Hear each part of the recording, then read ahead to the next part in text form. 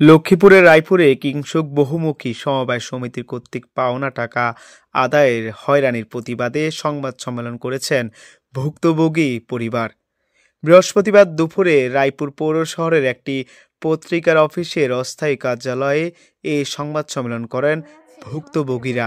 সংবাদ সম্মেলনে নুরুল আলম পরিবার বলেন, রায়পুর কিংসুক বহুমুখী সমবায় সমিতিতে ৮ লক্ষ টাকা এফডিআর করে টাকা জমা করেন নুরুল আলম। এফডিআরের মেয়াদ শেষ হয়ে বছর পার হলেও টাকা দেবে বলে আশা দিয়েও টাকা দেয় না আমাদেরকে। কয়েক দফা তারিখ নির্ধারণ করেও তারা টাকা দেয়নি। নুরুল আলমের মেয়ে মিথিলা আক্তার বলেন, এই টাকা পাওয়ার আশায় আমার বাবা বিভিন্ন স্থান থেকে ঋণ করে বাড়ির কাজ আরম্ভ করে, উত্তোলন করে ঋণ পরিশোধ করবে, কিন্তু তারা আমাদের টাকা না দেওয়া ঋণের চাপে হতাশাগ্রস্ত হয়ে আমার বাবা অকালে মৃত্যুবরণ করেন। আমার বড় ভাই ওসমান প্রবাসী এই টাকার জন্য আকামার মেয়াদ শেষ হয়ে যায়। পরে জানুয়ারি মাসে ভিসার মেয়াদ শেষ হয়ে যায়। আমাদের টাকাগুলোই আমাদের এখন শেষ সম্বল। উক্ত টাকাগুলো ফেলে আমরা আমাদের বাবার ঋণগুলো পরিশোধ করতে পারবো। আমার বাবা এখন ঋণ নিয়ে কবরের মধ্যে কষ্ট পাচ্ছে। টাকাগুলো ফেলে আমার বাবার ঋণগুলো পরিশোধ করে তাকে ঋণ মুক্ত করতে পারতাম। ওনার কবরের আযাবও কিছুটা মাপ হতো। তারিখে উনি স্ট্রোক করে মৃত্যুবরণ করেন। এই মৃত্যু কোনো স্বাভাবিক মৃত্যু নয়, এই অকাল মৃত্যু কোনোভাবে কাম্য নয়। আমাদের পরিবারের সবাই এই মৃত্যুতে গভীরভাবে শোকাহত। মৃত্যুর পূর্বে আমার বাবার কোনো রকমের শারীরিক অসুস্থতা ছিল না। অতিরিক্ত টেনশন ও মানসিক চাপের কারণে ওনার মৃত্যু ঘটে। আমার 3 ভাই প্রবাসী।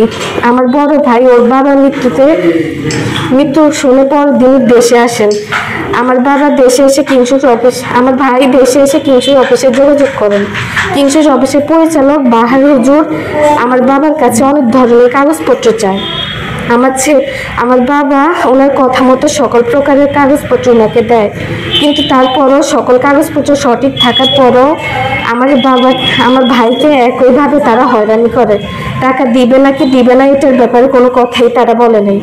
গত অক্টোবর 2024 তারিখে তাদের অফিসে একটা বৈঠক হয়।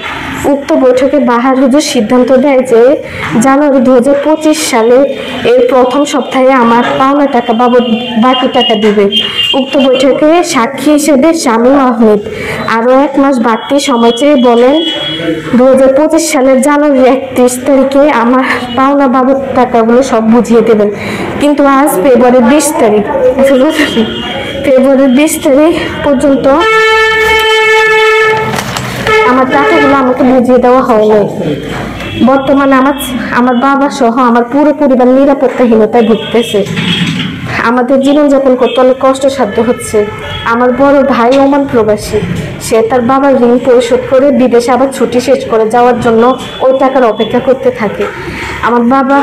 আমার ভাই উক্ত টাকার অপেক্ষা করতে করতে টাকা না পাওয়ার কারণে আমার বাবার আকামার ও ভিসার মেয়াদ শেষ হয়ে যায় এবং মানে 2024 জানুয়ারি মাস থেকে বাংলাদেশের জন্য ভিসা বন্ধ হয়ে যায়।